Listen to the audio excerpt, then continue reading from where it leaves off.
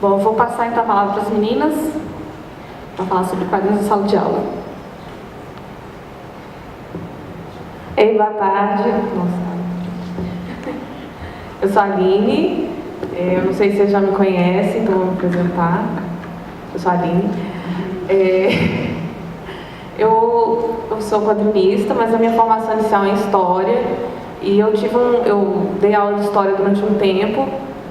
E depois que eu passei para a área de ilustração e quadrinhos, hoje eu estou dando aula no curso Fique Jovem, que acontece aqui também, junto com outros professores. E eu acho que, como todo mundo que está aqui na mesa tem experiência com dar aula de quadrinhos, eu vou falar um pouco sobre a minha experiência na sala de aula de história, no caso, né? Fora desse contexto. Porque a gente tem essas duas situações. A gente vai falar quadrinho no ensino, a gente pode pensar no quadrinho como uma matéria de ensino, mas também que possibilidades que ele dá para outras áreas. No meu caso, na sala de história, eu gostava muito de usar quadrinhos, e é uma coisa que está crescendo também, assim, a presença dos quadrinhos mesmo na escola, mas nem sempre isso vai usar toda a potencialidade do quadrinho. Tem muitas vezes que os professores, eles às vezes não têm a formação, a competência de explorar mesmo o que pode oferecer ali para o ensino do quadrinho, né?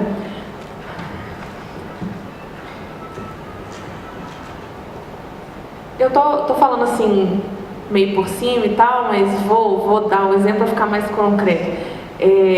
A maioria das vezes, isso acontece também com outras coisas na sala de aula, esses suportes, essas mídias, elas vêm para passar um conteúdo específico da matéria. Então, o objetivo ali é estudar alguma matéria da história, vamos supor, Revolução Francesa, e aí as coisas podem ficar meio mecânicas. Então, assim, usar o quadrinho simplesmente para atingir um fim de conteúdo, que é o uso mais comum, realmente deixa a desejar, assim, no meu ponto de vista. Por quê? Aliás, gente, eu estou falando aqui, mas quem quiser levantar a mão, fazer alguma intervenção, e vocês também, viu, por favor, me ajudem.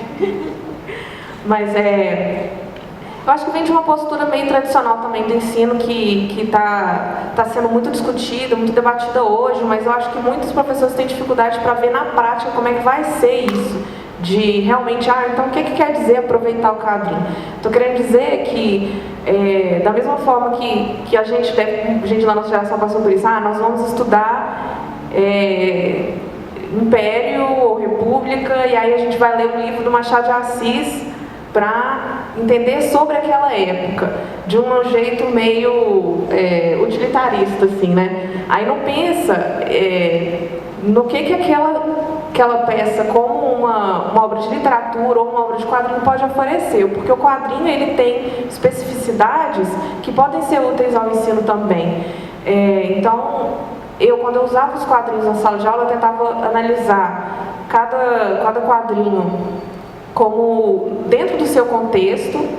Eu trabalhei, por exemplo, com Maus, estudando a Segunda Guerra Mundial, mas não era simplesmente para ver os fatos que o quadrinho trazia, mas para ver como é que aquele período ele foi elaborado, ele foi narrado, ele foi criado em cima daquilo, em um momento posterior, que a gente também discute. E outra coisa também que eu gostava muito de fazer era pedir para os alunos criarem quadrinho, porque na escola a gente prioriza muito a escrita, e outras formas de lidar com o conhecimento, de se expressar, ficam meio que à margem. Tanto que os alunos tinham muita dificuldade, na verdade. Na escola que eu ensinava, era uma escola pública, municipal, pequena. Estava dando aula para alunos de 12 a 15 anos, mais ou menos. E quando eu pedia para fazer, então faz aí um desenho sobre a matéria, a parte que você acha mais interessante. Ou então vamos criar uma história sobre esse assunto que a gente está vendo. Eles tinham muita dificuldade, justamente porque eles estão acostumados com esse modelo de que vai vir alguma informação e eles vão acumular aquilo na cabeça deles. Pensar sobre aquilo, criar sobre aquilo já é um desafio muito grande. E aí eu acho que o quadrinho ele pode ser uma ferramenta bem interessante. Alguém quer complementar alguma coisa? Tá, então vou continuar. Bom, e falando assim sobre o ensino do quadrinho como disciplina, porque tem isso, o quadrinho ele pode ser uma ferramenta para você passar um ensino de diversas áreas, mas quando a gente fala de ensinar o quadrinho, tem muitas outras coisas interessantes para discutir também. E a começar pelo fato de que a maioria das pessoas vai achar que quadrinho é ensinar desenho. E é justamente o foco que a gente discutiu isso muito no curso aqui no Fique Jovem, que quem está organizando é o Duda e o Lipão, que está ali, olha só, vou expor. E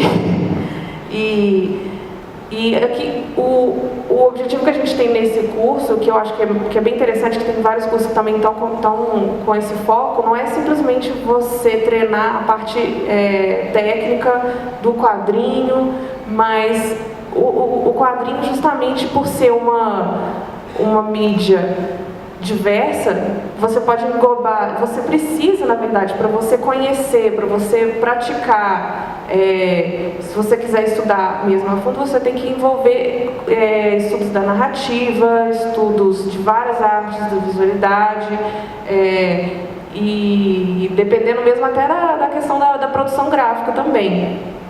Então, um curso de quadrinhos bom, ele vai envolver tudo isso. E aí, pessoal, eu sou Virginia Frois, eu sou ilustradora, quadrinista e professora de mangá também e de quadrinhos para as crianças. E eu achei interessante o que a Aline falou, foi que os alunos às vezes não conseguem muito usar a criatividade no quadrinho. Estão muito acostumados à coisa pronta, aquela coisa engessada da matéria, né? E ano passado eu tive uma experiência por um programa de saúde que levava saúde bucal e falava sobre o Zika vírus, sobre essas doenças que o mosquito transmite.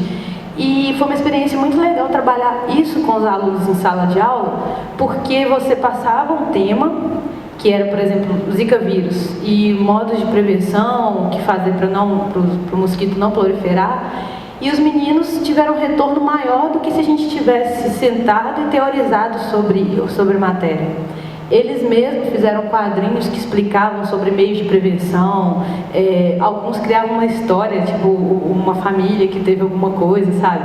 Nem sempre era um quadrinho tão explicativo, tão óbvio. E eu achei interessante que estimulou muito a criatividade dos meninos.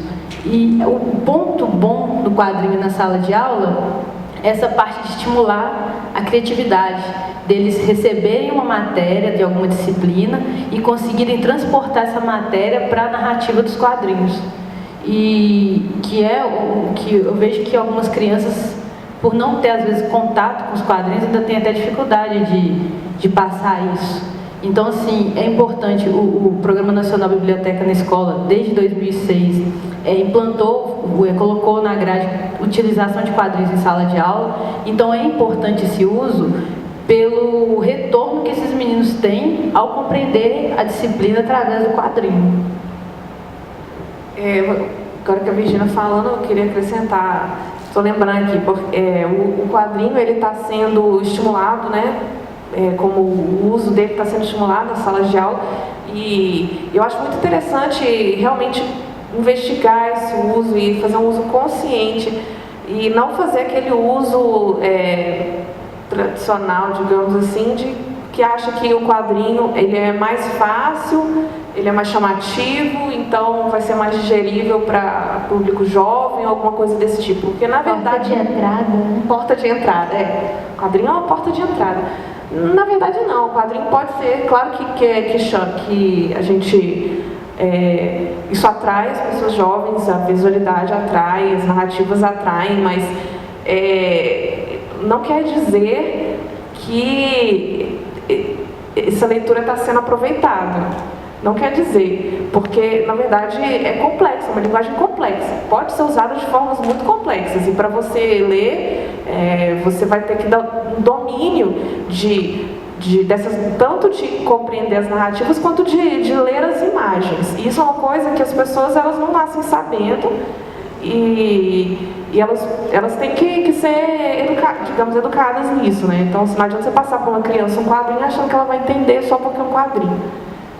E pensando também nessa coisa, um outro uso que eu tive na sala de aula foi estar junto com a Carolita, que foi no projeto que a gente faz juntas, pelo Coletivo Usinas. A gente está envolvida no projeto Vidas, Quadrinhos e Relatos. Se a Carolita quiser depois complementar, mas só para falar esse ponto que é um projeto de oficinas de artes plásticas e o objetivo é desenvolver a criatividade, a autoestima, a expressão própria, e a gente usou os quadrinhos nesse projeto. E muitas pessoas que estavam participando das oficinas não tinham muito conhecimento de quadrinhos. E foi super interessante, eu acho que foi interessante até por isso mesmo, porque foram oficinas, né? São aulas mais curtas, mas a gente introduzia elementos dos quadrinhos, não só, mas no dia que a gente trabalhava com a gente introduzia elementos dos quadrinhos, falava sobre o que significa o enquadramento, quais são as soluções que a gente tem mais comum, das tirinhas, mas que a gente não precisa necessariamente seguir isso. E aí as pessoas, eu acho que as pessoas se envolveram muito, e na hora que elas tinham um pouco essas ferramentas, elas criavam, e eu acho que servia também para até questionar a naturalidade de outras linguagens. Teriam concepções do que é o bom desenho, o que é a boa escrita, alguma coisa desse tipo. E isso funciona também para essas linguagens, né? Assim como para o quadrinho. Eu acho que é isso, é aproveitar todas as potencialidades dessa linguagem ali. E não sei se quer acrescentar alguma coisa? Meu nome é Rebeca, eu sou ilustradora e quadrinista e eu dou aula de cor e composição na Casa dos Quadrinhos e eu dou aula para o curso infantil também. Eu acho que, igual a Aline falou sobre trazer o quadrinho como uma mídia complementar em sala de aula, no meu caso é uma coisa estranha, porque eu preciso do quadrinho para dar aula, né? E o quadrinho, ele abre um novo leque de possibilidades para o aluno, que eu acho que é intimamente ligado à segurança dele, ao afeto dele, ao processo criativo dele, né? Porque, primeiro que as pessoas têm essa concepção de que quadrinho é quadrinho de super-herói, assim. E aí isso já é uma coisa que, quando você fala que vai propor um quadrinho, propor uma leitura, já existe ali um distanciamento, né? E aí quando você chega e apresenta um Retalhos, um Persépolis, um Maus, né? Você abre um outro universo para essa pessoa, né? Tanto para ela consumir, quanto um novo universo para ela produzir, né? Porque eu tive muitos casos de alunos que queriam fazer quadrinhos, mas que super-herói não era a vibe deles. E eles achavam que por causa disso eles nunca iam fazer quadrinhos, né? E aí quando você mostra um quadrinho que tem uma narrativa diferente, um traço, né? Você cria nesse aluno uma segurança de produzir uma coisa nova, produzir uma mídia nova, produzir um material diferente, assim, né? E além disso, é um estímulo, né? A gente juntar narrativa e imagem no mesmo suporte é um estímulo muito diferenciado, né? E você vai desenvolver ali outras metodologias, né? Porque quando você vira para um aluno e fala assim, você tem que fazer um quadrinho de 2 páginas, você não está falando que ele tem que desenhar 2 páginas e nem que ele tem que escrever 2 páginas. Ele tem que produzir um quadrinho de 2 páginas, né? E aí ele tem que trabalhar a composição de página, adaptação de texto. Não é só escrever e desenhar, existe um processo imenso por trás disso, né? E é um processo que envolve muito estudo, muita referência, muita segurança, né? muito medo de mostrar, às vezes. Eu vejo que os meninos, eles produzem quadrinhos e no início fica todo mundo meio sem saber se mostra, se compartilha. E aí quando vai conhecendo mais, você vai trazendo mais referências e eles vão se encontrando mais naquele meio, eles vão se expressando melhor e até em outros suportes, né? Então, eles vão às vezes conversando melhor, eles vão interagindo melhor, né? O quadrinho é uma excelente ferramenta de trabalho em grupo, né? Para quem consegue administrar isso. Então, eu acho que o quadrinho ele é indomável em potência ali, né? A gente vai sempre conseguir tirar uma coisa a mais, buscar um uso a mais, né? Seja trazendo ele para a sala de aula como uma mídia complementar, utilizando ele como motivo para aquela aula existir, né? Então, eu acho que o quadrinho ele é sim um meio de formação, né? E não é o mais importante, nem o menos importante. Eu acho que é de cada um como é que vai administrar isso, né? Mas ele não é só uma porta de entrada, ele não é só... O quadrinho não é infantil, né? Porque às vezes você fala quadrinho em sala de aula, você espera que todos que estão aqui sejam professores de crianças, e não, nós não somos, né? E não é uma mídia infantil, é uma mídia muito infantilizada, mas a gente não pode trazer isso como verdade, porque senão qualquer tipo de uso que a gente vai tentar aplicar para outras faixas etárias vai ser infrutífero. Então não faz sentido a gente manter esse tipo de concepção, né? Então acho que é isso, assim, a gente começar a quebrar essas barreiras. Sabe que uma coisa interessante, quando você falou, Rebeca, sobre... eles falam de desenho, quadrinho, só desenho. Os meus alunos, quando eu vou trabalhar em escola pública, e as crianças não têm muito contato, não são todas as crianças que têm contato com quadrinho, elas falam assim, eu não sei desenhar. Aí eu vou e explico as coisas que completam o quadrinho, balão, quadro, e nem sempre desenho é a prioridade no quadrinho. Então, às vezes, eles querem se expressar, não sabe desenhar, faz como sabe. Eu já tive aluno que desenhou só os balões. E aí eu sempre falo com eles, olha, diálogo, você está precisando de diálogo entre dois personagens. Um balão, uma pessoa falando, 2 balões, 2 pessoas falando, então você já tem um diálogo. Então nem sempre, quando o aluno vem com aquela resistência de eu não sei desenhar, não é o ponto principal para a criação de um quadrinho, né? O quadrinho vai muito além do desenho. Quando eles descobrem que não precisa ter fala aí. Só que chega a ser mais difícil você fazer um quadrinho que não tem um diálogo do que possa parecer, né? Porque há toda uma estrutura para a criação de um quadrinho.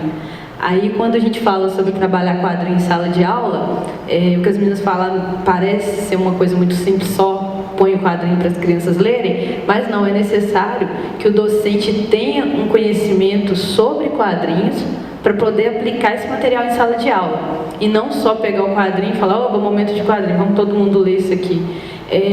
Todo mundo aqui já deve ter visto situações em que os professores, o MEC mesmo, passa um material no quadrinho, num livro didático deles, em que o material era impróprio, porque às vezes quem seleciona esses materiais não tem ideia por que está colocando aquilo. Não, tem que pôr uma tirinha, então vamos pôr qualquer tirinha. E não é qualquer tirinha. Tem desenhos infantis, com traços infantis, com conteúdo totalmente adulto. Sabe, a gente tem uns quadrinistas aqui, eu vou dar, tem um exemplo do Bufas Danadas, que a gente, às vezes, a pessoa vê o traço todo lá, tal, fofo, aí nem sempre o conteúdo vai direcionado para a criança, a pessoa quer falar alguma coisa, as pessoas, o autor, ele quer falar alguma coisa além do infantil. Então as pessoas vão avaliando o quadrinho tudo pelo traço. É fofo, então é para criança. Nem sempre é isso. Então, é mulher que faz, então é para criança, sabe? O que o pai, o professor tem que ficar atento? Ler o conteúdo do quadrinho e ver para que público está direcionado, independente do traço. Essa questão do traço, de julgar só pelo traço, acontece também no lado de julgar só pelo assunto também, só pelo tema, e acontece isso também na pesquisa. Tem pesquisadores de quadrinhos que às vezes cometem esse... então, assim, na verdade é uma área nova, né? Assim, a gente estudar quadrinhos relativamente nova. Então, os professores às vezes também não têm contato com isso. Mas, pega isso, de analisar um quadrinho só, por exemplo, o Maus. Ele fala do Holocausto. Então, a única coisa a se discutir ali são os fatos do Holocausto, sendo que não, ele foi um quadrinho produzido no exterior. O Maus tem um ponto, né, que a galera abre e vê coelhinho, ratinho, você fala, que gracinha! E aí o negócio é sinistro, sabe? Já entra numa discussão sobre a memória do Holocausto, né? Enfim, sobre as condições de produção daquele quadrinho, nas escolhas estéticas, por que ele escolheu desenhar os bichinhos, tem um motivo, e isso que é o interessante de trabalhar quando você está num quadrinho, porque senão não aproveita, né? Que pode... Você vê que lá fora, eu gosto muito, minha especialidade é mangá, né, o quadrinho japonês. No Japão, essa divisão é muito forte, né? Tem quadrinho para criança, tem quadrinho para adulto, tem quadrinho para quem trabalha, tem quadrinho para assalariado, é incrível. Então, tem salaryman e quadrinho para assalariados. E aí a gente fica pensando o quanto lá fora tem uma discussão maior, uma divisão maior, e aqui dentro, como a maioria de nós foi educado com a Turma da Mônica, há 50 anos a Turma da Mônica vem educando o brasileiro, trazendo entretenimento, quero dizer. E aí todo mundo vê todos os quadrinhos como a Turma da Mônica, sabe? É fofo a Turma da Mônica, não é fofo, então é Superman. Então, assim, ficam nos extremos. E o quadrinho, igual as meninas falaram, Maus conta uma história que vai além de bichinhos, né? E ainda corre o risco de um professor pegar e falar, olha, tem ratinhos aqui, vamos lá, vamos falar disso aqui com crianças, né? Então, assim, é necessário, inclusive, que o docente tenha muito cuidado na hora de escolher o material para se trabalhar, os pais tenham cuidado na hora de ler, de escolher o material para o seu filho ler, né, que ninguém presta atenção nisso, mas o quadrinho, ele é às vezes o primeiro contato da criança com muitas coisas é através do quadrinho, e por falta de conhecimento dos pais, dos professores. Boa tarde, meu nome é Ana Carolina, mas meu nome artístico enquanto quadrinista é Carolita. Bom, eu queria primeiro agradecer as meninas pelo convite. Na verdade, eu não me enquadro tanto assim, né, no tema de hoje, né, por isso eu gostaria de começar perguntando qual a profissão de vocês. Quem é artista ou arte educador, por favor, levante a mão. Só isso? Educador? Público que tem interesse por quadrinhos, o restante? Sim? Oi? Legal. Massa. Só para eu entender o interesse das pessoas. Tá. Bom, eu queria começar dizendo que eu tento me enquadrar em uma profissão, mas na verdade eu sou só artista, e o artista ele faz tudo. O artista que não faz tudo está fudido. Então, assim, essa questão de quadrinhos em sala de aula, eu tive 3 anos de experiência dando aula enquanto professora mesmo, e foi muito frustrante, muito mesmo. E por quê? Tá tudo errado, né? A gente começa desde pequeno sendo podado, a gente aprende o que é bonito, o que é feio, isso é uma desgraça. E nós, no país emergente, é claro, a maioria das pessoas não tem acesso à arte. Então isso é muito complexo, porque eu vejo que a arte ela é muito transgressora, né? A arte ela é transformadora, ela é uma mediação. E as pessoas muitas vezes estão usando a arte sem ter essa consciência, estão querendo usar uma linguagem sem ter essa consciência, né? Então eu concordo muito com o que as meninas disseram, e o que eu posso dizer a respeito da minha experiência enquanto quadrinhos e sala de aula é esse projeto que a gente está fazendo, que é um projeto para publicação de livro, né? E é muito doido porque, assim, o público é muito diversificado, né? Então é possível trabalhar com pessoas de várias idades e várias experiências, várias vivências, a partir do momento que você tem um tema. E a partir do momento que você traça, assim, você dá um pouco de conhecimento para a pessoa. Então, quem tem interesse, né, em trabalhar com quadrinho, eu acho muito importante estudar um pouco de narrativa, estudar a origem do quadrinho, né, para ter um uso bem proveitoso, como as meninas fazem. Eu acompanho o trabalho delas e sei que é um trabalho assim, muito dedicado, né? Complementando, às vezes os alunos eles não têm condição de pagar um ônibus, vamos supor, e às vezes pode intimidar. Às vezes eles não têm condição nem de ter acesso à informação de que existe isso, né? E às vezes pode intimidar o aluno. Então, o educador, é interessante que ele tenha preocupação em deixar o aluno à vontade com aquelas linguagens, com aquelas coisas, em realmente proporcionar o acesso. Não é simplesmente toma, tá aqui, é assim que faz, vai lá e faz, porque existe também as barreiras culturais de isso não é para mim, isso não é para menina, isso não sei, isso não é para adulto, que a gente estava trabalhando com adultos, né? Às vezes acha que é para criança e tal. E o quadrinho, ele é muito rico, eu acho, justamente porque ele pode desafiar todos esses preconceitos. Mas, às vezes, é difícil. Eu, por exemplo, quando eu estava dando aula para essas crianças, eu pedia para eles desenharem. Assim, foi um experimento, né? Eu vejo também que eu fui muito assim, joguei muito, eles ficaram meio perdidos, que eu falei assim, olha, o trabalho final vai ser um desenho sobre a matéria. Não sei, qualquer coisa. Eu queria ver o que eles iam fazer, porque eles estão super acostumados com esses métodos de avaliação tradicionais e realmente naquele momento eu não estava tão preocupada se eles tinham lembrado das coisas que eu tinha falado na sala de aula. Eu queria ver o que eles iam fazer a partir dali. E os alunos tinham muita dificuldade. Eles abriam um livro numa página e me perguntavam, então posso desenhar isso aqui? Mostrava um desenho lá. Eu falei, não pode, mas não precisa. Pode fazer uma criação na sua cabeça, mas isso não é tão simples quando a pessoa não tem esse exercício.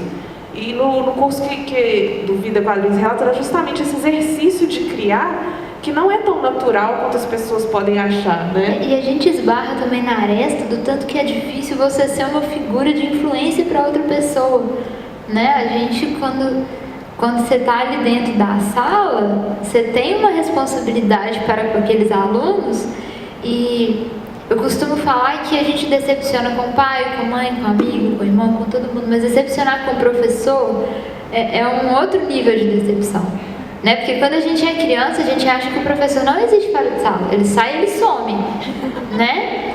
E tanto que não existia coisa mais constrangedora, pelo menos para mim, do que encontrar um professor no shopping, um negócio que ficava meio, né? Você não sabe como é que você reage. E quando você está ali dentro de sala, com esse peso, porque é um peso gostoso, mas é um peso, né? E ainda tem essa responsabilidade também de inserir uma mídia que, igual a Carolita falou, né? Tá dentro ali de uma esfera de coisas meio transgressoras, né?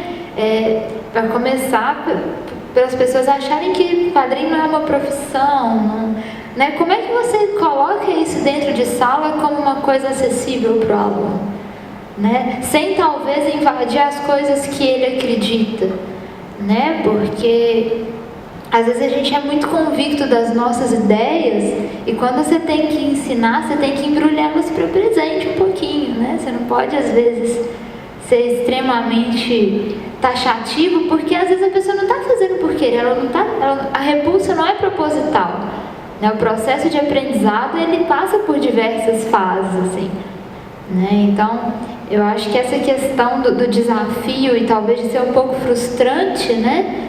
É que às vezes a sala de aula a gente tem um retorno muito imediato do que a gente faz, assim. Então não tá bom, né?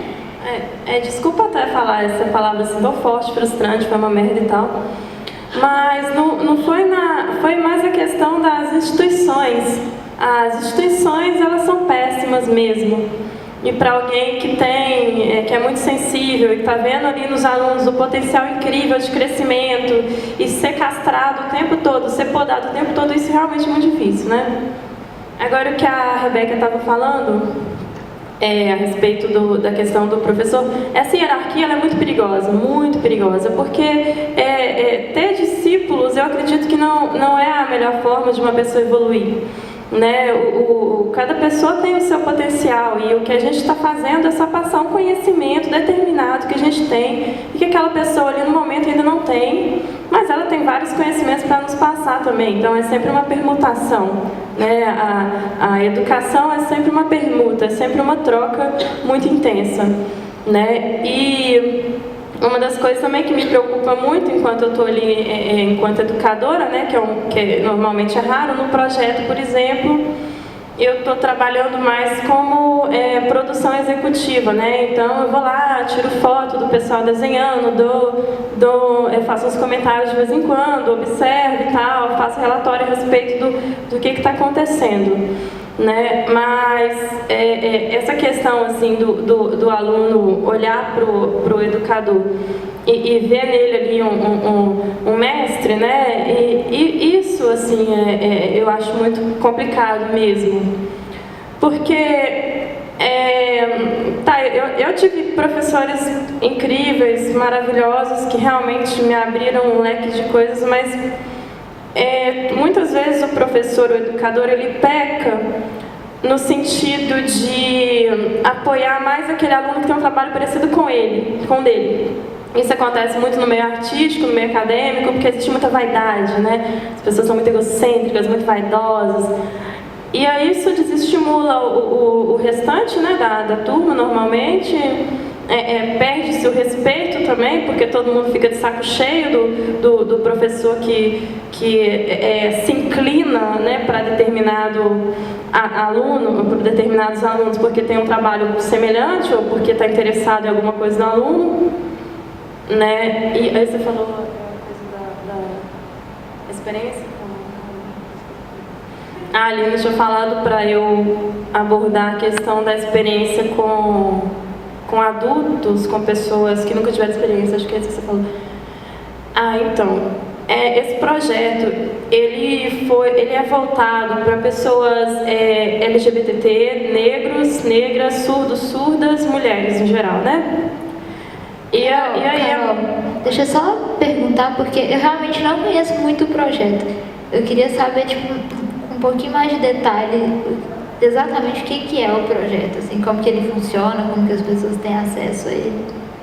O projeto, ele é realizado com recurso, né, do Fundo Municipal de Cultura, que é da Lei Municipal de Incentivo à Cultura, né, foi um projeto aprovado pela lei, e funciona da seguinte forma: a gente, agora é a última turma, né, a gente lançou, divulgou através da assessoria de imprensa, né, em veículos de imprensa, jornais, internet, cartazes, enfim, divulgamos.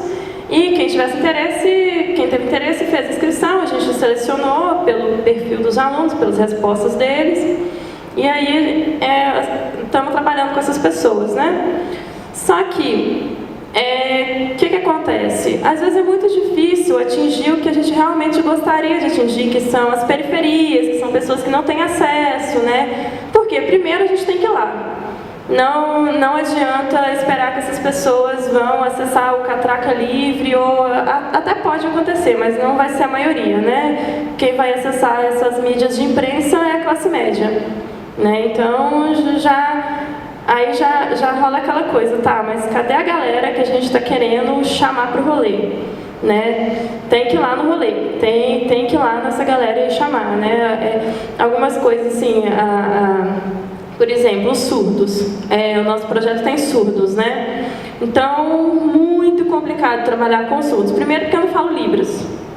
Então, tradução é traição, né? Então eu falo uma coisa ali para a intérprete de Libras e ela já, né, para o intérprete de Libras numa escola de surdos, ele já fala outra coisa, eu não sei o que está rolando, não sei o que os alunos estão entendendo.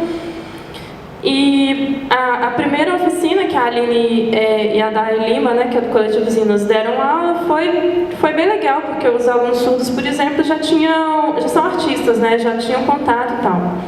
A segunda foi muito complicado, mas foi assim, até desesperador, para falar a verdade, porque esse contato ficava muito difícil. Tem um intérprete de Libras em salas de aula, né, a gente se esforçava e tal para que eles abstraíssem, né, da maneira mais autêntica possível. E, assim, aconteceram coisas que a gente tem que ter paciência. Por exemplo, aconteceu das alunas tirarem cópia do livro de quadrinhos, sabe, assim.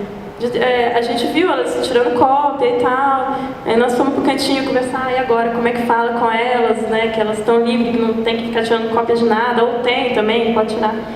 A gente deixou essas pessoas tirando cópia, né? As alunas tirando cópia e... Né, foi difícil, porque para uma pessoa que não tem contato com o quadrinho e está tendo pela primeira vez, tem que ter paciência. É só isso, é paciência. A pessoa não vai, de um dia para o outro, tá lendo uma porrada de história em quadrinho e vai sair fazendo quadrinho. Não, vai demorar mesmo. Isso aí é meio óbvio, mas é assim que funciona. Mas, bom, o que eu tenho a dizer sobre isso é que está sendo uma experiência muito positiva, assim, acho que o quadrinho é uma maneira muito democrática de se fazer arte, qualquer pessoa pode fazer, todo mundo pode fazer, e com a internet as coisas ficam muito mais fáceis. Você joga lá e os amigos curtem, a coisa vai circulando, isso vai te dando incentivo também, né? Sabe uma coisa que ela falou? Primeiro, da troca, que eu acho muito legal em sala de aula, é você ter essa troca com o aluno. Porque eu acho horrível que a gente vem de uma educação tradicional e que, numa época que o professor falava, ele era o detentor do conhecimento. E hoje a gente vê que você passa o que você sabe, você também tem muito a aprender com o aluno. E outra coisa que ela estava falando sobre, no caso do aluno copiar o desenho, fazer alguma coisa assim, entra num ponto que a Aline falou sobre o texto, que você mandou o aluno, pediu o aluno para ler o texto e ele tinha que fazer um desenho e ele não sabia o que fazer.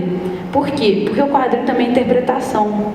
Então, assim, se você lê um texto e consegue transpor isso para o quadrinho, significa que você não compreendeu exatamente do que você está falando ali. E olha o quão importante é o quadrinho no quesito interpretação, né? De você pedir um aluno, por exemplo, na aula de história, você está dando um texto sobre, sei lá, a Segunda Guerra Mundial, aí os pontos importantes, né, os pontos que aconteceram no período, e aí, se ele entendeu aquilo, vai ser fácil dele transportar isso para o quadrinho. Então, a gente vê que o quanto isso traz o lado criativo da criança e o quanto isso precisa ser explorado mesmo em sala de aula.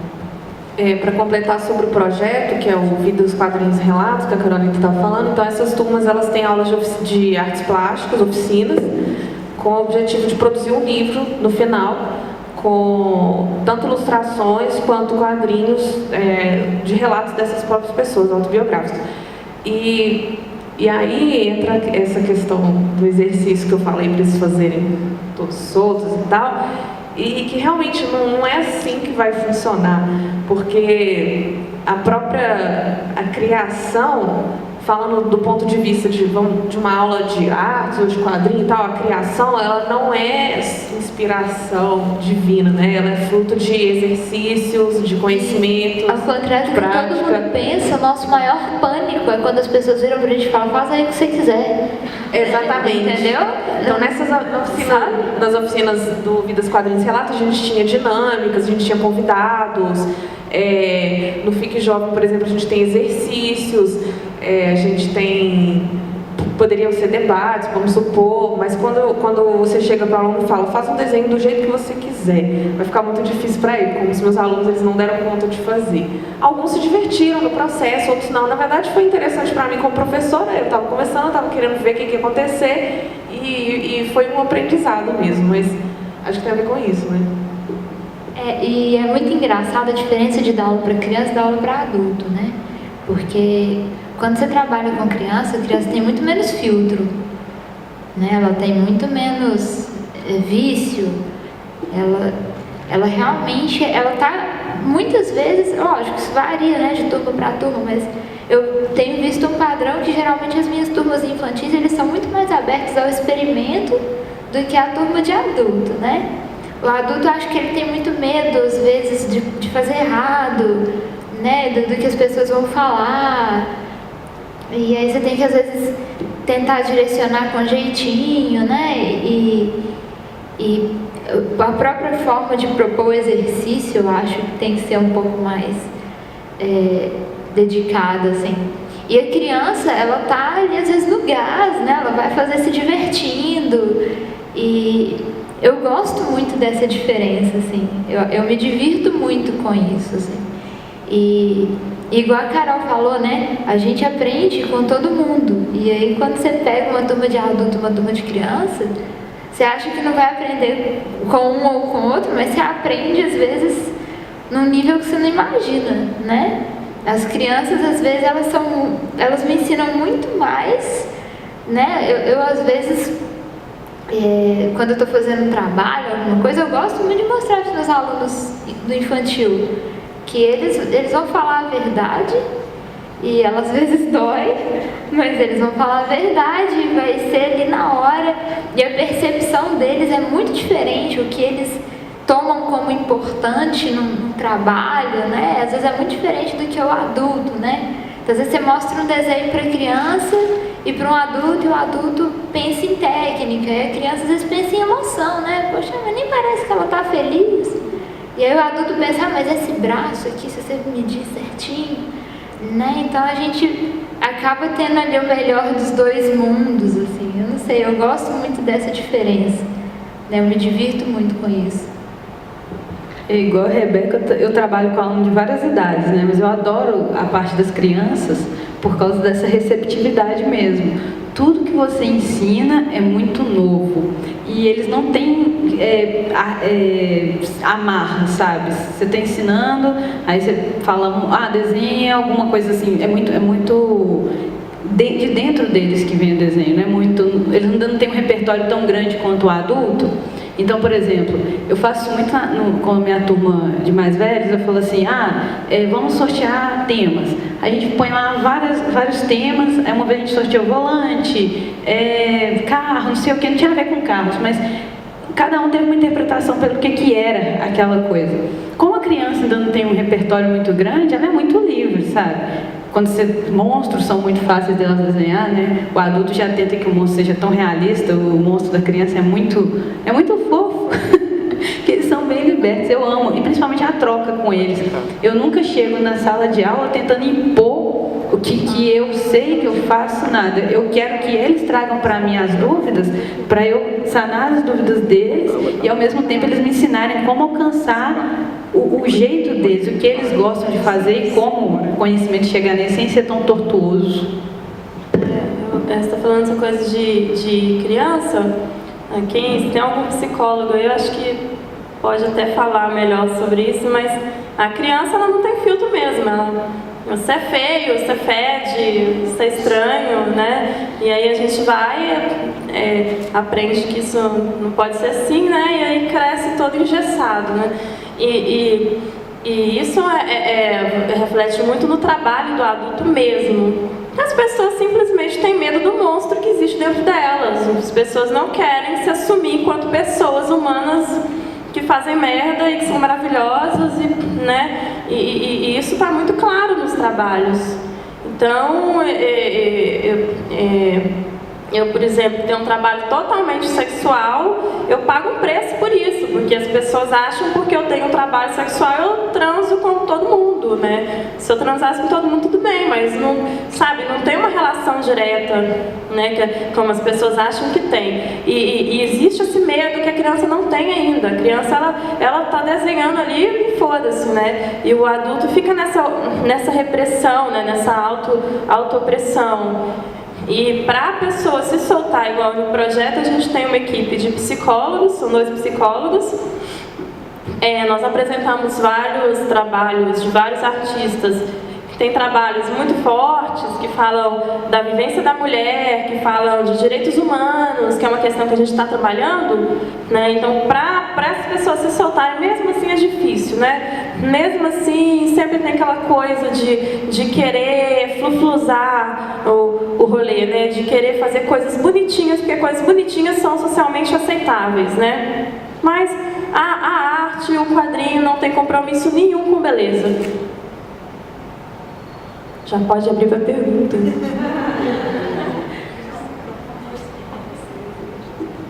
Ô, Samara, tem outro aqui, ó. Tem outro aqui?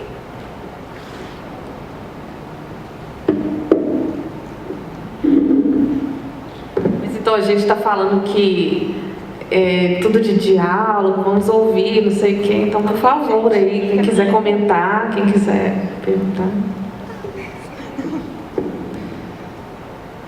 Boa tarde.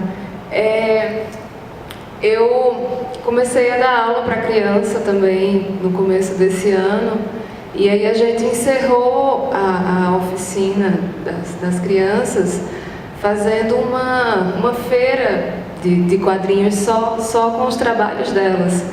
E elas ficaram muito, muito felizes, assim, você vê nas fotos assim, com elas com os olhinhos brilhando, porque elas saíram com o dinheirinho delas e tal. Eu queria saber se vocês, assim, têm no projeto de vocês alguma coisa assim que também leve a criança para esse lado, assim, desenvolvimento do empreendedorismo, né, além da criação mesmo. Então, eu vou falar só por mim, porque eu não sei das meninas, elas vão saber responder melhor.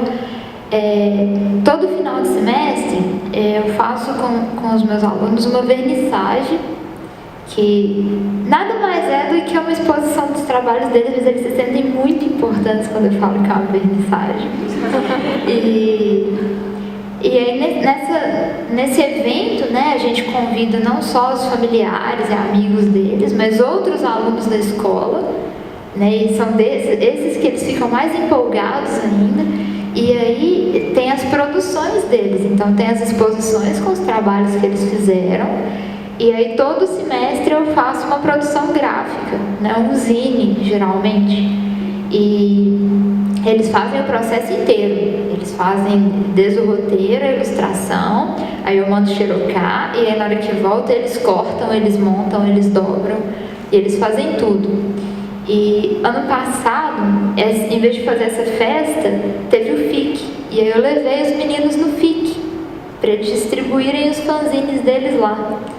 E entregarem para os autores e trocarem e tal. E esses meninos, eles ficavam tão eufóricos, sabe? E eles ficavam ansiosíssimos, tinha menino tremendo, mas com aquela expectativa de ter o trabalho circulando de alguma forma, né? E é uma experiência maravilhosa da gente estar perto, né? Eu não sei como é que os seus devem ter ficado assim também, né? Mas aquele processo deles estarem ali e eles serem as estrelas da festa, sabe? Então eu acho que esse momento de exposição que eles têm, né? Que eles têm as escolhas de poder levar ou não levar, teve um menino que foi com vergonha, né? E a gente dá o espaço deles também, mas esse momento que eles têm de mostrar para que eles vieram, né? Então acho que realmente é muito divertido, não sei. Onde eu trabalho, no estúdio Black Ink, a gente trabalha com público de várias idades, desde criança, a partir de 8 anos, até 65, quem quiser 70, sei lá. Só que com as crianças eu fiz uma grade diferenciada para as crianças, e para os menorzinhos até 12 anos, eu trabalhei só a exposição dos trabalhos mesmo. Para os maiores que fazem o curso de mangá, a gente propôs que eles pegassem uma mesa para eles no FIC e orientamos toda a produção do trabalho, tudo é por eles. Eles foram até a gráfica, fizeram a produção, eles mesmos criaram os roteiros, a gente só fazia as orientações, porque a gente tenta o máximo possível fazer com que eles entendam como que é o ambiente de trabalho. A gente vai dando os caminhos para eles irem procurando os meios de chegar a esses caminhos. E ano passado, quando eles produziram no FIC, produziram para o FIC e lançaram lá, foi um sorriso de canto a canto, porque eles tinham a mesa deles, a responsabilidade deles, muitos adolescentes, então, assim, às vezes ainda está entrando no momento de responsabilidade na vida, e eles adoraram de poder estar fazendo parte como profissional do evento. E foi magnífico, e eu acho que o intuito de nós, como profissionais e professores, é trazer esses meninos para o nosso mundo e mostrar tanto as partes boas quanto as dificuldades de se produzir e se trabalhar arte aqui no Brasil. Olha, uma vez eu estava na Feira Faísca, que é uma feira que acontece em Belo Horizonte, no BDMG, e tinha um grupinho de adolescentes vendendo os fanzines. E eu sei que eles produziram esses fanzines e eles estavam muito felizes também, assim, parece que eles já tinham conseguido um dinheirinho e tal. Eu realmente acho que vale a pena mesmo deixar bem claro essa possibilidade, né? E tem umas meninas, assim, um grupinho de adolescentes que a gente gosta bastante, que chama... como é que chama? As Lunáticas. E elas são bem novinhas, agora deve estar com 16, mas quando a gente conheceu, tinha tipo 13, 14, né? E é muito bom ver esses adolescentes vendendo os trabalhos deles para ficar bem claro que é isso mesmo, que existe essa possibilidade. E eu, por exemplo, vivi 2 anos e meio só de renda de fanzine que eu vendia na maleta. E eu já cheguei a ganhar R$300 no dia. Olha isso, que diva, né? R$300 no dia.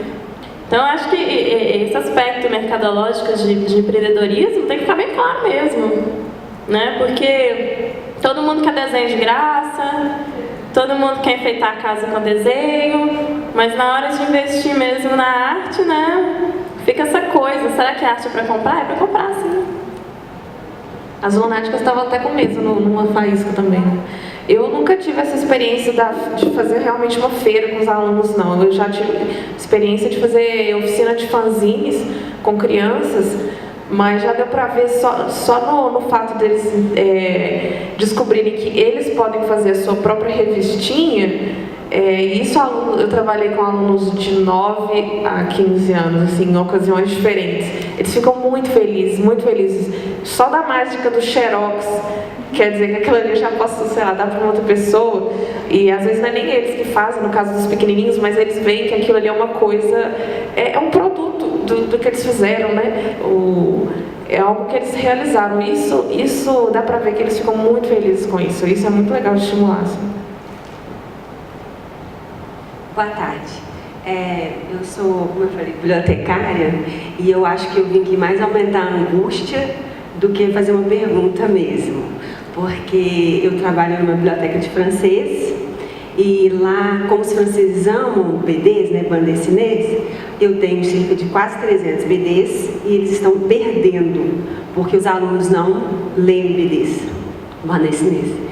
E é uma classe mais alta, não é pessoas, né, de níveis mais baixos, eles costumam ler, mas o BD não é atrativo, né, o HQ não é atrativo. E não sei porquê. Então eu fui perguntar a uma professora, aí ela falou comigo assim, na verdade, Juliana, eu não sei ler HQ, eu não sei. Eu não aprendi na UFMG, na escola de letras, eu não aprendi a ler.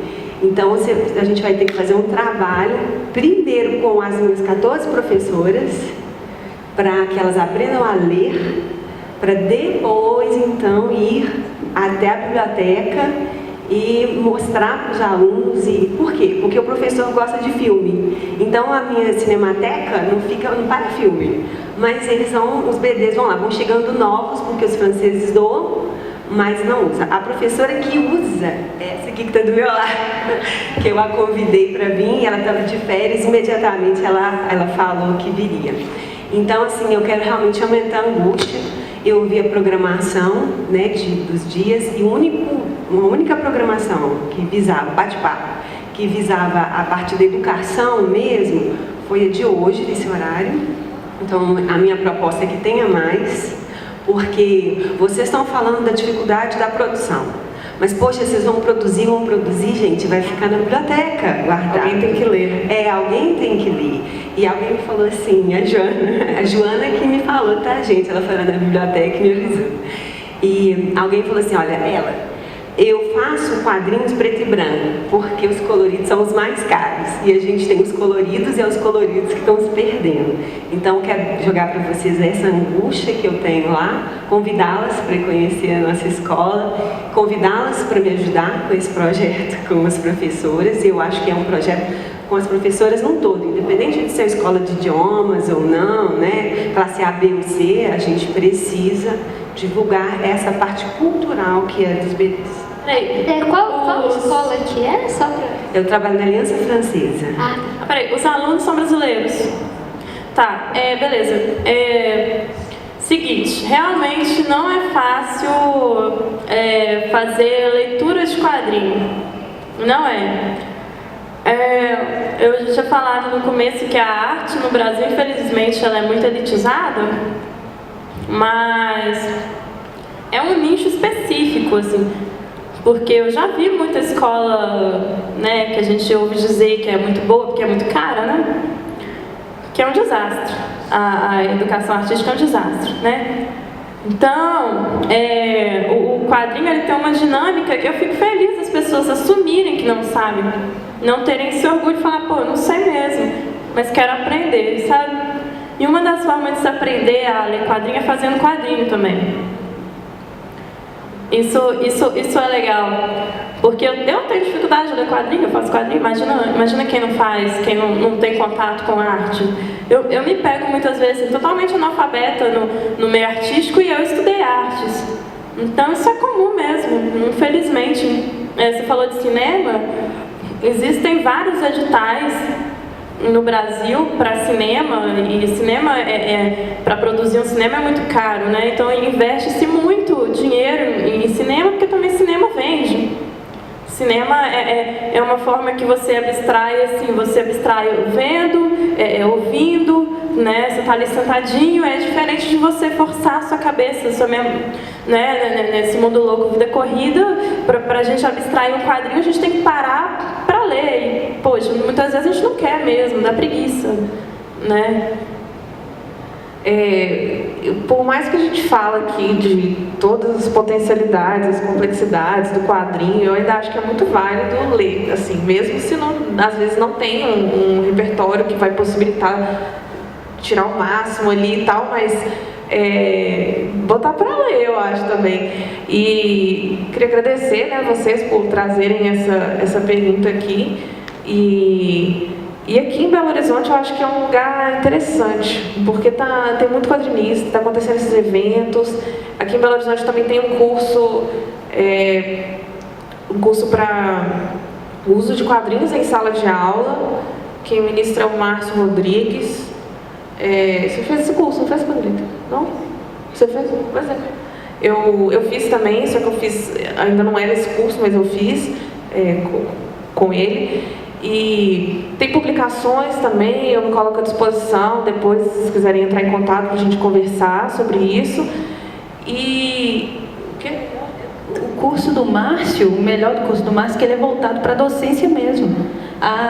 O que ele explica sobre quadrinhos é bem pro lado do professor, interessantíssimo. Aí eu queria acrescentar também que, primeiro, eu acho que bota esses quadrinhos para serem lidos, sabe? Às vezes como uma atividade complementar, meio que nessa assim, deixa o aluno fazer o que ele puder, mas pelo menos ele leu, teve um contato. E para o professor que gosta de cinema, por exemplo, o quadrinho ele tem muitos diálogos com o cinema. Ele também é uma como é que é o termo, gente? É uma narrativa gráfica, né? Uma sequencialidade gráfica, visual. E o quadrinho, às vezes, ele empresta a linguagem do cinema para algumas coisas e vice-versa. Então, pode ser um interesse que ele pode perseguir de repente. Só acrescentar uma coisa que ela falou, eu lembrei. Uma das formas de desmembrar o quadrinho é uma forma muito legal. Por exemplo, você pega uma tirinha que por si só já fala tudo e faz escaneia ela e faz um pôster e prega na escola inteira. Isso aí já vai ativar o interesse das pessoas. Porque o que eu acho que dá preguiça, às vezes, cansa, e parece coisa de nerd, essa coisa de ficar, sabe, ali envolvido no negócio, né? Então realmente parece que é para um nicho específico, mas a gente pode popularizar a coisa. Pode fazer imã de geladeira, pode fazer de tudo, assim, mas fragmentar para facilitar a leitura, para criar interesse. Eu não sei se funciona. Uma vez uma bibliotecária me falou que fez isso e começou a melhorar um pouco a circulação de quadrinhos na escola. Não sei se aplica e tal, mas vou compartilhar. Que ela começou uma vez por mês convidar autores para ir conversar com as crianças. E aí eles faziam no auditório uma conversa com esse autor e tal. E aí as crianças ficavam um pouco mais instigadas, porque elas viam que por trás daquilo ali tinha alguém e elas ficavam mais estimuladas. Eu não sei se é um caso, se é uma proposta, mas ela me falou que melhorou bastante aí. Se for, já pode chamar a gente. Se tiver cachê, melhor ainda. Eu queria fazer... Eu falo francês, tá? Eu queria só acrescentar que hoje nós tivemos uma oficina de educação, quadrinho na sala de aula, que foi com a Natânia, foi justamente para poder abordar isso, como que o professor traz o quadrinho para a sala de aula, como que isso pode ser feito. E nós também temos o Quati, que é um projeto que nós vamos aplicar no segundo semestre, que é justamente pensando na formação do novo leitor, né, e também nesses educadores, pensando no quadrinho também como ferramenta na educação. Só acrescentando. Complementando, né, o que ela comentou, eu também sou professora de educação infantil, dou aula há quase 10 anos, né? Sabia ler quadrinho, eu não conseguia passar para eles. A partir do momento que eu aprendi, eu comecei a passar para eles. E eles têm uma dificuldade muito grande de interpretar cenas e assimilar o balão, a fala ao personagem. Então, quando eu comecei a trabalhar os quadrinhos, às vezes eu tinha que vir com uma caneta, com um lápis, apontando quadro a quadro, para que eles conseguissem assimilar, né? E a partir do momento que eles conseguiram assimilar, eles conseguem reproduzir da maneira deles, né? Aumenta o repertório deles para reprodução. Tanto que até um desenho livre, eles têm 5 anos, eles já estão desenhando quadrinho e sem saber escrever, eles estão me pedindo: como que escreve tal palavra, que esse personagem tá falando tal palavra, né? Então eu acho que seria mais essa questão de ensinar os professores mesmo a ler, porque se o professor não sabe, como que ele vai passar, né? Posso fazer um comentário? Por exemplo, nos mangás tem, né? Você tem que ler da esquerda para a direita, né? Isso é interessante. E na Aliança Francesa eu pensei por exemplo, pode dar algumas dicas às vezes no Facebook da Aliança Francesa, como ler quadrinhos, ou falar de alguma obra, né? Eu acho que isso pode ser uma ideia. Isso que você fez é muito interessante. E não é só aluno de 5 anos que precisa disso. E é por isso, é isso que eu estava falando de uma forma meio abstrata, mas é exatamente isso que eu estou falando. O quadrinho, ele é difícil e ele exige uma alfabetização própria também. A gente não está lidando só com ler palavras, a gente não está lidando só com ler imagens, às vezes, mas a gente está lidando com os dois. E isso é uma coisa que é uma habilidade adquirida, né? E às vezes os alunos adolescentes também precisam disso, às vezes os adultos também precisam disso. Tem um caso que é muito interessante. Tem um colega que ele estudou no mestrado, ele estudou o Watchmen, que é um quadrinho bem grande, com um tema denso, com complexidades narrativas de quadrinhos, e, enfim, é um quadrinho complexo. E aí ele passou para o orientador dele ler, e o orientador dele leu em um fim de semana. Ou seja, ele não leu, né? Provavelmente ele só leu a parte escrita, passou um olho, sendo que, então, digamos que ele teve uma apreensão parcial ali daquela obra, né? Porque isso é uma habilidade. Alguém tem que chegar lá com a caneta e falar: olha, gente, isso que é a alfabetização também, né? E a partir do momento que eles aprendem, eles se sentem motivados a ler cada vez mais. Chega em casa, pede o pai, compra pra mim, eu tô lendo, eu pego o gibizinho da Turma da Mônica todo. Que dias eu tenho que ler com eles, né? Sem eles saberem ler, às vezes só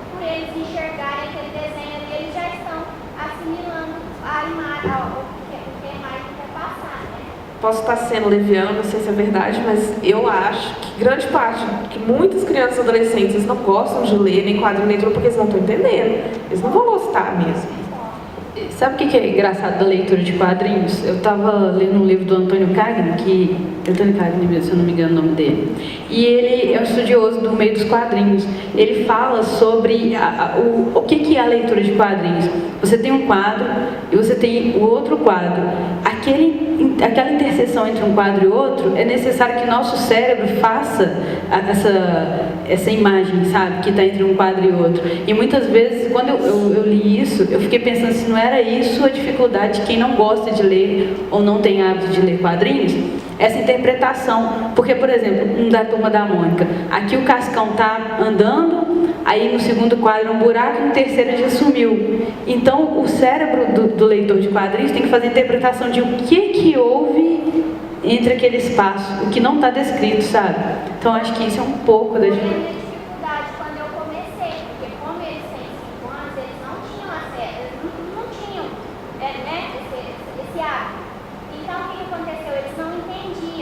Eu contava a história, mostrava quadro a quadro, personagem a personagem, e eles não entendiam aquilo. A partir do momento que eles começaram a entender, eles se sentiram super motivados. Às vezes eles acham que um quadrinho, uma historinha é pouco, eles querem mais que eu leia por dia, né? Então, assim, eu acho que o importante também é trabalhar desde pequeno para que eles comecem a assimilar. A partir do momento que eles começarem a assimilar, eles vão ficar motivados e vão passar para frente.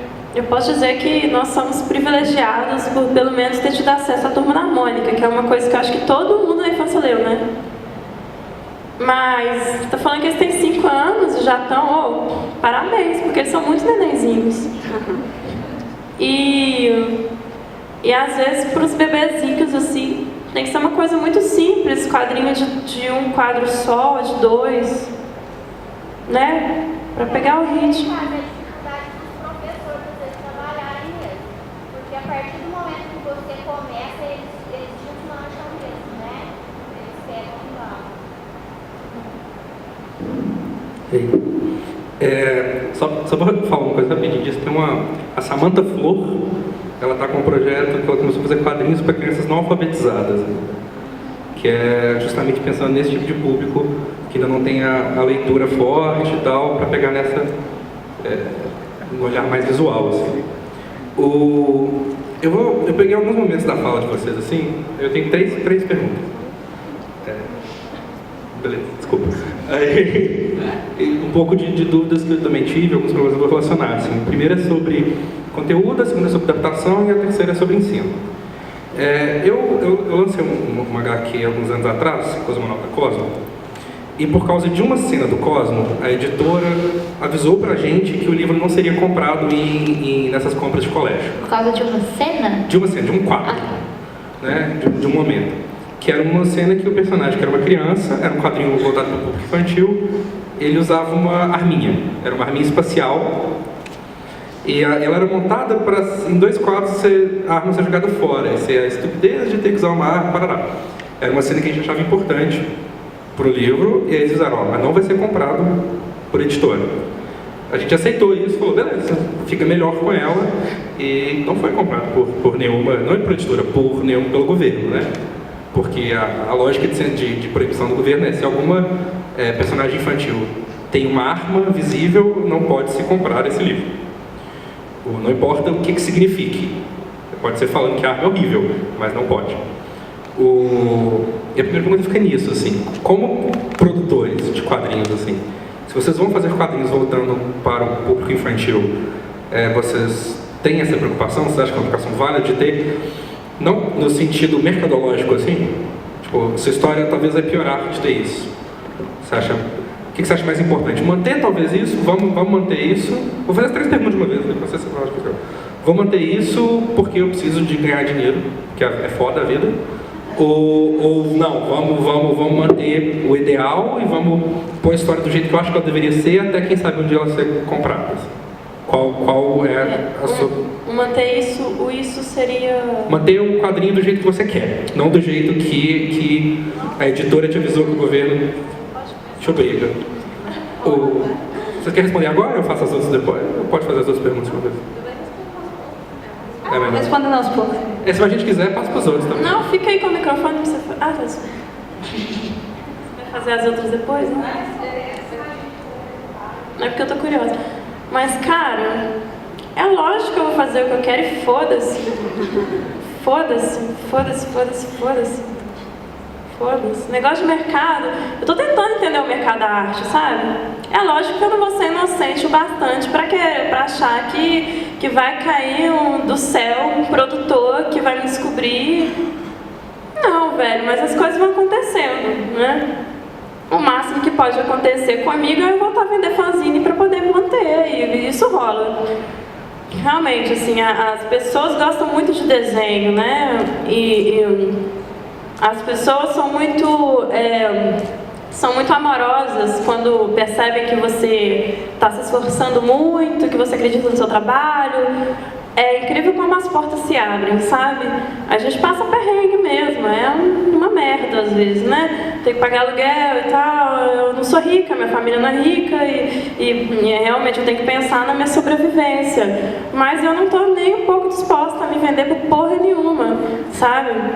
Vou fazer o que eu quero e foda-se o resto. E eu sinto muita falta disso. Eu acho que o capitalismo, ele regaça com o artista nesse ponto, né? Porque a gente fica com medo, fica inibido, deixa de falar a verdade, deixa de fazer o que realmente é artístico, né? Para fazer uma coisa já vendida.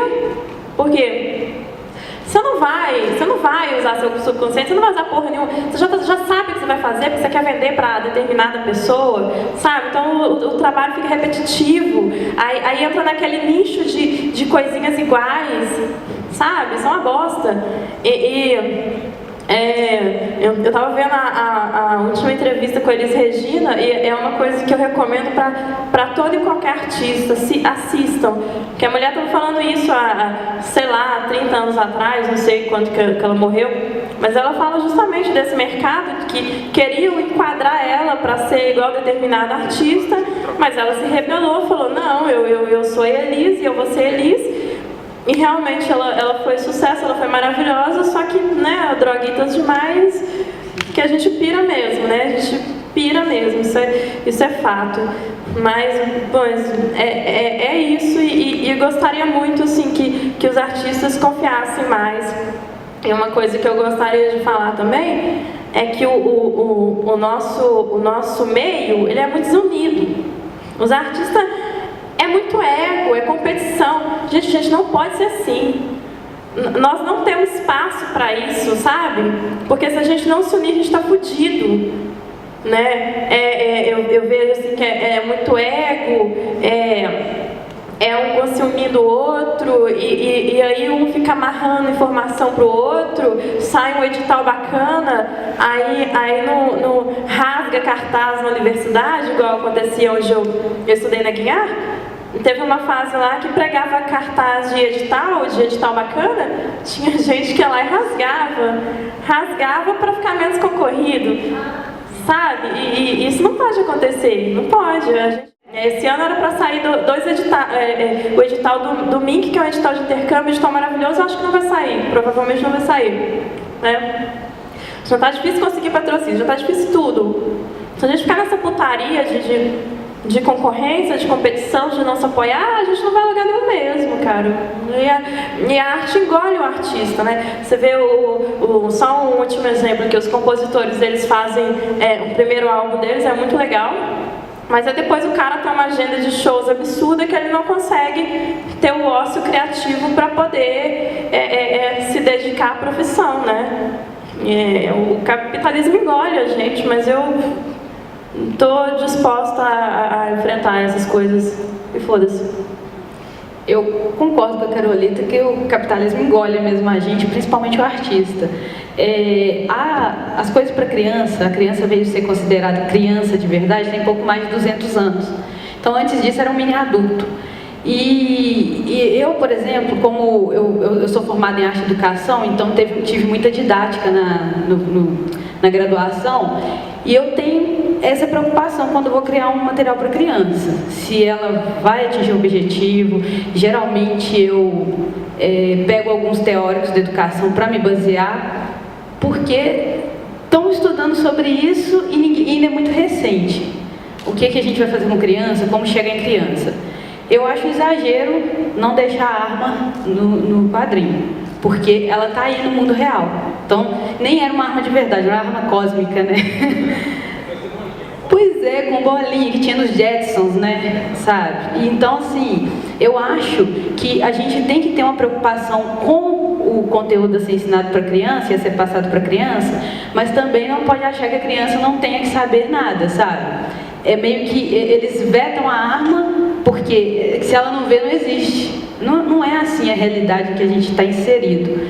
Então eu acho assim, eu como profissional de quadrinhos e profissional da educação, eu tento muito segurar esses dois lados, ver o que é importante. E, claro que o MEC uma hora vai vetar alguma coisa ou outra, porque quem está do outro lado, é como eu falei no princípio, muitas vezes pessoas que não entendem essa linguagem de quadrinhos. Ela fala assim, é um pedagogo, como muitos outros que já passaram, ou psicólogos que já passaram por aí, que falam assim, não, essa linguagem faz mal, não põe.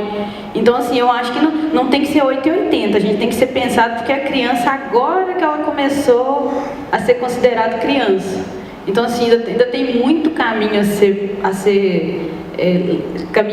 a caminhar muito pela criança ali. Só que eu acho que não dá também para não pensar. Eu concordo com ela, o capitalismo é foda que quer colocar a gente o tempo todo dentro da caixa das editoras, né? É incessante isso. E a gente tem que ter um pouco de nós, mas como a gente precisa comer, aí a editora veta, você acaba tendo que cumprir um pouco, até pela educação, porque tem gente que está estudando isso para ver o quão mal isso vai fazer para as crianças, né? E a gente não pode não pensar nisso. Rapidinho, só pra não perder o raciocínio. Mas o que ela tá falando é a questão da criança, né? Que eu fui totalmente, viajei e tal, mas tem a ver tudo. Mas o que eu acho legal, assim, o que eu faria, né? Se eu tivesse essa condição, eu faria um trabalho careta, assim, pra ganhar dinheiro, sim, né? Foda-se. E faria o meu trabalho underground, né? Que eu tivesse que assinar outro nome. O que eu acho é que a gente não pode se negar enquanto artista por causa dessas legislações estranhas que a gente não concorda. Tá, gente, vou só lembrar que nós temos só mais 10 minutos. Então, acho que mais ninguém quer fazer pergunta. Eu vou deixar o Lipão fazer mais uma.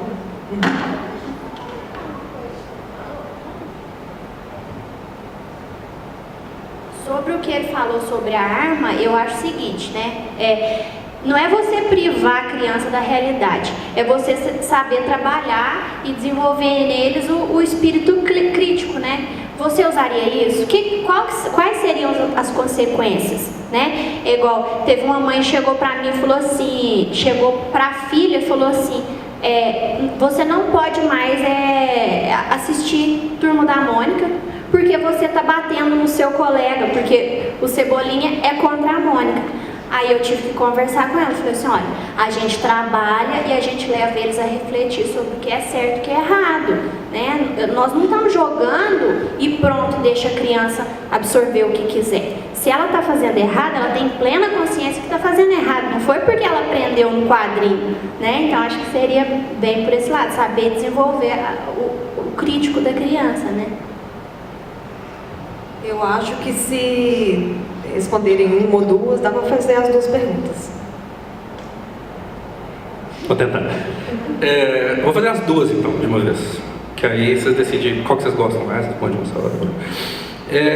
A primeira é sobre adaptação literária, que eu acho que é um negócio que talvez eu queria ter ouvido um pouco mais, porque na questão do livro como porta de entrada, do quadrinho como porta de entrada para a literatura, assim, apesar de eu achar que para mim foi porta de saída, porque eu parei de ler quando eu comecei a ler revistinha, ele ainda é muito utilizado. A adaptação literária é muito utilizada como, se eu faço uma adaptação literária de Dom Casmurro, quer dizer que as pessoas vão querer ler Dom Casmurro depois, o que não faz nenhum sentido, normalmente. Você já leu Dom Casmurro no quadrinho do trabalho.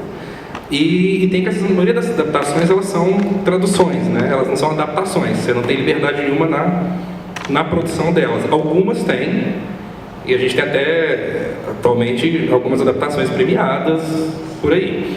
Mas, então, qual que é a visão de vocês desse espectro, da adaptação literária? Qual que é o valor disso? Pensando no mercado, pensando na instituição que te obriga a fazer adaptação de tal forma, nas adaptações horrorosas que a gente já viu, com as adaptações boas, qual que é a importância disso na educação, se ela tem alguma, ou se ela é só uma outra visão artística de um produto que já existe. E a outra, que eu acho talvez é que eu mais quero saber mesmo, assim, é uma dúvida direta para uma coisa que vai acontecer amanhã. Assim. Eu sou professor do FIC Jovem, né, junto com a Aline, e na última aula a gente encontrou uma situação que eu estou muito curioso com outros professores, o que vocês fariam, que até então, essa aula já tiveram umas 7 aulas, a aula dividida em aula teórica e aula prática. Para a aula prática eram exercícios, e agora eles começaram a produção do quadrinho deles, deles mesmos, que eles criam tudo. E a gente se deparou com diversos alunos com dificuldade de trabalhar numa sala com outras pessoas ao redor. Dificuldade mesmo, assim, de virar pra gente e falar: tem como a gente fazer isso em casa? Tem como a gente não fazer isso aqui? Eu te entrego pronto. Mas todos os alunos que têm esse problema são os alunos mais ricos. Os nossos alunos de classes mais baixas, nenhum tem esse problema. Eles são tímidos, eles têm dificuldade, mas eles têm aquele horário para fazer, então é isso que eles vão fazer. Os que têm mais... estudam em universidades ou tem outras coisas, eles já têm muito mais empecilhos aí no meio, assim. E não pode, eles têm que fazer isso na sala, um curso que funciona dessa forma. O que vocês fariam nesse caso? Eu já tenho a minha resposta pessoal, assim, eu quero ver principalmente outras opções. Para ser muito honesta, eu não sei. Mas eu sempre converso com meus alunos no primeiro dia de aula e eu conto que quando eu tenho que fazer um trabalho para alguém, para um cliente, por exemplo, o cliente não se importa se eu estou inspirado ou não. E a verdade é essa, o cliente não liga. Eu tenho um prazo para entregar e eu tenho que me organizar para isso, né? Mas isso é uma coisa que a gente adquire com o tempo. Eu demorei alguns anos para entender. Não, e eles fazem, isso que é importante. Se eu deixar eles irem para casa, eles fazem, mas eu preciso que eles façam em grupo. Eu demorei tipo uns anos para conseguir produzir, falar assim, vou sentar e produzir, sentar e produzir.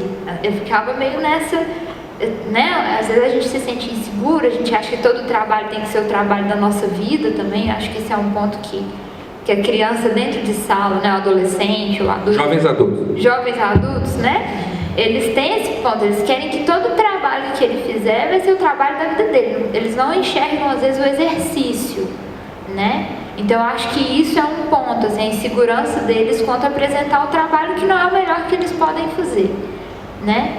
E eu falo sempre com meus alunos, olha, se você quiser um dia entrar no mercado, isso é uma coisa que você vai ter que trabalhar aos pouquinhos, né? Não sei como, cada um tem um jeito de direcionar, mas eu acho que é uma conversa válida para se ter com eles. Eu não sei exatamente como que eu reagiria com isso dentro de sala, né? Mas eu acho que é uma conversa para ter com eles, né? Virar e falar, explicar, olha só, isso é uma coisa que é interessante você ver de onde que vem, por que você não consegue produzir, né? É uma insegurança, é o ambiente, né? E ele descobrir ali o que está incomodando que ele não está fazendo. Né? Ou se não é nada, e aí uma hora ele vai descobrir isso também. Eu não sei. Não ajudei em nada. Lipão, a gente já trabalhou lá no estúdio de dividir os grupos. Nós mesmos falamos quem vai trabalhar com quem, para evitar aquela coisa de, eu não vou trabalhar com fulano. Tem um aluno meu que trabalhou com grupo, não foi, Donizete? Ele ali é aluno lá do estúdio. E a gente fez umas divisões, a gente dividiu os grupos com os meninos para poder facilitar isso, porque não se sabe a origem das pessoas ficarem com esse medo de trabalhar em grupo, mas eu acredito que muito seja timidez. Mesmo que seja em classes diferentes, e por mais que os mais humildes não sejam tímidos também, às vezes a pessoa é tão tímida que fala assim, eu na faculdade ou na escola eu vou para casa, por que não aqui, sabe? Então, lá a gente mesmo divide os grupos e assim, você é quase que obrigado a trabalhar com aquela pessoa. E é uma experimentação trabalhar com outras pessoas. Porque cada um tem um jeito, então eu acho que a gente fez assim, saiu dividindo os grupos lá. Eu acho que eu já contei esse caso pro Lipão, mas vou dividir aqui, porque eu gosto de vergonha pública. Quando eu fiz um curso de quadrinhos bem semelhante a esse, quando eu tinha uns 14 anos, e eu ficava com muita vergonha de desenhar, e eu ia pro banheiro chorar. E aí eu passava parte da aula... Eu faço isso até hoje. Mas, então, eu acho que é uma questão que merece delicadeza, sim. Mas, dado o formato do curso, é um curso gratuito, é um curso aberto e que nós somos professores bem acessíveis, enfim, eu fico pensando até se fosse eu não gostaria de ter ido para casa naqueles dias, entendeu? Eu prefiro ficar chorando no banheiro, porque era um tempo que eu estava lidando com isso. E algumas pessoas, elas têm realmente, como eu tinha, necessidade de ter um apoio psicológico nisso, é uma pressãozinha mesmo.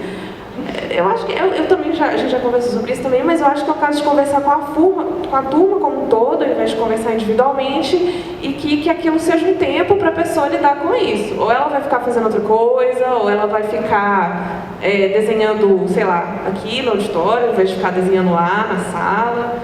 Mas eu acho que vale a pena insistir. Tem uma coisa, um exercício na faculdade que um professor fazia, que assim, eu tinha colegas insuportáveis, mas tinha colegas super legais também. E aí uma coisa que ele fazia, que meio que para unir a turma, é um exercício com papel craft, que era muito engraçado, era assim, todo mundo tem sua folha de papel craft e tem um trabalho nela, sabe? Com giz de cera e tal, que né, você pode movimentar mais. Aí, esses trabalhos, eles eram pregados na parede, a gente ia circulando e fazendo referência ao trabalho do outro. E aí, tipo, todo mundo zoava o trabalho do outro. E o final era muito engraçado. E nesse projeto que a gente está fazendo, também, teve algumas intervenções, assim, dos psicólogos, né? Que foram dinâmicas em grupo, para quebrar o gelo, porque às vezes existe um distanciamento mesmo dos alunos, né? Às vezes não existe uma comunicação mesmo, então as pessoas ficam inibidas a trabalhar perto de alguém que eu não tenho tanta intimidade ou que não, sei lá, de repente eu não... pode ser também... O processo criativo é um momento de muita exposição nossa, né? Eu acho que é complicado. Sim, e pode acontecer também da pessoa querer se superar demais e travar, sabe? Assim, tipo, eu quero sair daqui fazendo uma coisa foda. E às vezes o outro tá assim, tipo, foda-se, que sair daqui é lucro, porque eu tô aqui mesmo e já... As pessoas com mais dificuldades tendem a ter trabalhos mais, assim, amadurecidos, assim. Sim. O pessoal que tá começando a treinar lá tá nem aí, assim, eles só quero fazer tudo na frente de todo mundo. O pessoal que está fazendo trabalhos mais amadurecidos, eles também precisam treinar, eles também precisam fazer isso como exercício, e eles também não vão fazer o trabalho da vida deles necessariamente, né? O ruim é que os mais amadurecidos acabam perdendo uma experiência muito grande, né? Porque eu acho que no começo a gente falou sobre as pessoas, os mais velhos acham que sabem, e a dificuldade que a gente não tem de falar com criança, porque as crianças são receptivas, porque muitas vezes a pessoa fala, não, eu já sei o que eu tenho que fazer, eu vou para casa, sabe? Então para que você está tendo aula, né? Você já sabe o que você tem que fazer. É muito importante essa experiência, é maior até do que só saber desenhar um quadrinho, né? É a troca que ele vai ter com um colega que ele não teve oportunidade. Falar da adaptação literária, então só para encerrar, que eu acho que nosso tempo já está acabando, bom, eu concordo com você, acho muito chato a maioria, porque eles fazem aquele negócio de transpor o texto e colocar uma imagem simplesmente, sendo que o quadrinho não é só texto mais imagem. Se fosse matemática, ser texto vezes imagem, porque são coisas que se influenciam e que devem ser construídas juntas para ter um sentido novo. Então, algumas adaptações literárias fazem isso. Essas são as boas. E se for para usar as ruins, eu acho que é preferível não usar. Acho que é preferível usar o livro mesmo. Se for para usar uma adaptação que realmente não acrescenta, só acha que está fazendo firula ali com o quadrinho, isso não ajuda, até porque como leitor, a pessoa não vai também aprender mais, não vai aprender mais daquilo. De fato. Às vezes é melhor você virar para o aluno em sala e pedir para ele fazer a adaptação literária dele. Não é isso, né? Às vezes é um tipo de processo também. Então, gente, primeiro queria agradecer às meninas pelo tempo disponível, por conversar com a gente, a todos vocês. Queria também chamar para a próxima mesa, que vai ser às 4 horas. Vai ser minha primeira publicação em revistas, com a Lila Cruz, com a Jordana Andrade, a Samantha vai mediar e a Carolina Ito. Então estão todos convidados. No mais, temos aí a exposição e a feira. Obrigada, gente.